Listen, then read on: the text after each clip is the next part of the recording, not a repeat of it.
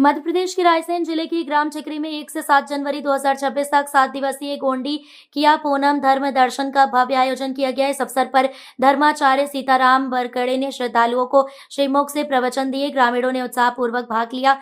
किया पूनम धर्म दर्शन में गोंड समुदाय की परंपरागत मान्यताओं, आध्यात्मिक ज्ञान और नैतिक मूल्यों पर प्रकाश डाला गया। प्रवचनों से उपस्थित भक्तों को आध्यात्मिक शांति मिली। आयोजन में सैकड़ों श्रद्धालु शामिल हुए। ग्रामवासियों ने धर्माचार्य का स्वागत किया। ये कार्यक्रम स्थानीय संस्कृति को मजबूत करने वाला सिद्ध हुआ। समापन पर सबने संकल्प लिया। शब्द संख्या 98। क्या आप इस खबर में कोई अतिरिक्त विवरण जोड़ना चाहेंगे या इसे किसी विशेष अंदाज में बदलवाना चाहते हैं? लगातार खबरों को देखने के लिए बने रहें हमारे साथ। सिर्फ दैनिक इंडिया न्यूज पर खबरों एवं विज्ञापन के लिए संपर्क करें ललित माहेश्वरी 9993659779 पर।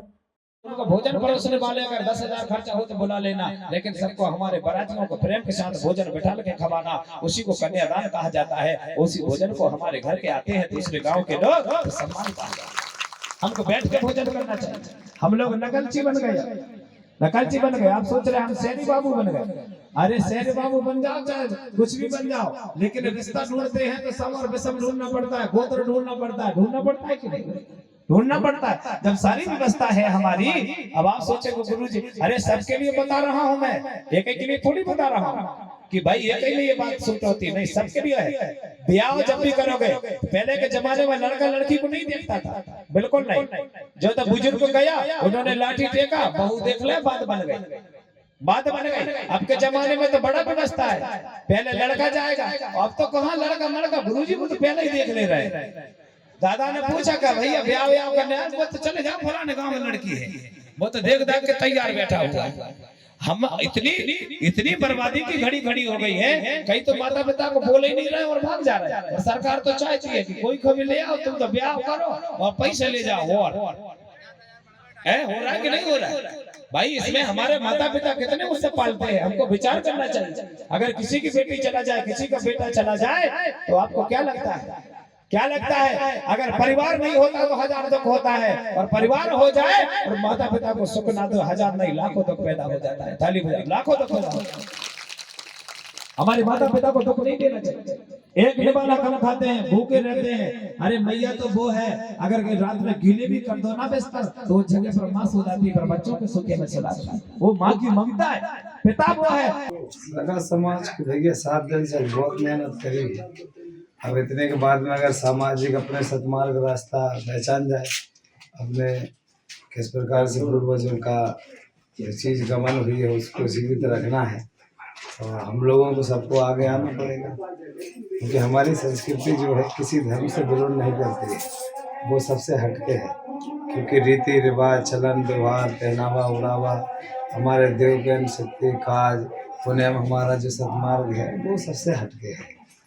वही मार्ग हम देते रहे हैं। बताइए, जैसे कि हिंदू राष्ट्र बनाने के लिए धीरेन्द्र शास्त्री के बारे में भी आपने कुछ पहले भी आपने बयान दिया था, और आज जो धीरेन्द्र शास्त्री जी बोलते हैं कि हिंदू राष्ट्र बनाना है, हाँ, तो उसके बारे में आप क्या कहना है कि हिंदू राष्ट्र बनना चाहिए? नहीं, हिंदू राष्ट्र की क्या जरूरत है? जब पूरा हिंदुस्तान है ही, तो हिंदू राष्ट्र की क्या जरूरत है? हिंदू राष्ट्र की जरूरत उनको है जिनका यहाँ मान लो, तो उनको ये रजिस्ट्रेशन चाहिए ना कि यहाँ रहना है हमको। भाई जिसका रजिस्ट्रेशन नहीं वो हिंदू का मालिक। हम लोगों का तो यहाँ पैदाशी है, हम सब पूरी भारत की पावन धरती पर विराजमान। इसको पहले गंडोद्वीप बोलते थे, फिर श्रृंगार द्वीप, फिर जम्बू द्वीप, उसके बाद में गोंडवाना लैंड बोला गया। फिर धीरे धीरे जब चेंज होते रहा तो भारत देश बोला गया। सब लोग रहते हैं यहाँ सर्वोपरि, यहाँ पर कोई जाति भेदभाव थोड़ी चलता है। अब रही बात हिंदू राष्ट्र की, तो हिंदू राष्ट्रीय नहीं हो सकता। क्यों नहीं हो सकता? निष्पक्ष देश है, इसमें सभी का हक अधिकार है, सब अपने अपने जीवन बिता रहे हैं। इसमें राजनीतिक पैतरे से इसको कोई तोला नहीं जा सकता, क्योंकि ये धर्म संस्कृति है, कोई अपने वो सतमार्ग रास्ता है। जैसे उमा सिंह जी ने बोला था कि, और उनके विपक्ष पर फिर रामेश्वर शर्मा जी जो विधायक हैं और सीएम मुख्यमंत्री जी भी, कि आदिवासी हिंदू नहीं है, और वो बोल रहे थे कि आदिवासी हिंदू हैं। तो आदिवासी हिंदू है क्या? नहीं, कैसे हो सकते हैं भाई? हमारा कल्चर ही अलग है, कैसे हिंदू हो सकते हैं? हिंदू कोई शब्द ही नहीं है, हिंदू का कोई वट है ही नहीं है जो शब्द बोला जा रहा है। ये मूलवासी है, और हम सब लोग यहाँ के गोंडियन है। एक तो क्योंकि हमें कई प्रकार से हर जगह मांग रहा है, कोई सरना धर्म मांग रहा है, कोई कुछ मांग रहा है, लेकिन सबसे मूल बात कहते हैं कोई तो गोंडवाना गोंड कहा जाता है। गोंड गौवाने होता धरती, अंडा ने होता बच्चा, इसी को गोंड कहा जाता है। जैसे कि सर मैं आपसे एक चीज और भी पूछना चाहूंगा कि जैसे कि हमारी जो भाषा है गोंडी भाषा कहते हैं, हाँ, जैसे गोंडी भाषा कहते हैं, सारी भाषाओं को मान्यता प्राप्त हो चुका है, लेकिन हमारी भाषा को मान्यता प्राप्त नहीं है। नहीं तो हमारी भाषा को उनको पता है ना, जिस दिन हमारी भाषा को मान्यता दे देंगे उस दिन उनको देश से छोड़ भागना पड़ेगा, क्योंकि उनको पता है कि गोंड राजाओं के इतिहास किला महल आज चल रहा है। ये सरकार को सब बहुत अच्छी से पता है कि भाई गोंडों का जो सत्ता है, एक बार अगर ये गोंडवाना साम्राज्य फिर से तैयार हो जाए तो इनको पूर्ण तरह पता है कि भाई गोंडवाना एक अलग ही लहर है जिसको गोंडवाना कहा जाता है। जैसा कि आज हमारे बीच पर कि हमारे मध्य भारत के हर जगह गढ़ी किला हैं, लेकिन खंडर पड़े जा रहे हैं, उन पे क्यों सुधार नहीं हो पा रहा है? नहीं होगा ना, जब हमारी रियासत जब लोगों को धीरे धीरे करके जंगलों को खदेड़ दिया गया तो राजमहल छोड़ के राजा भी भाग गया।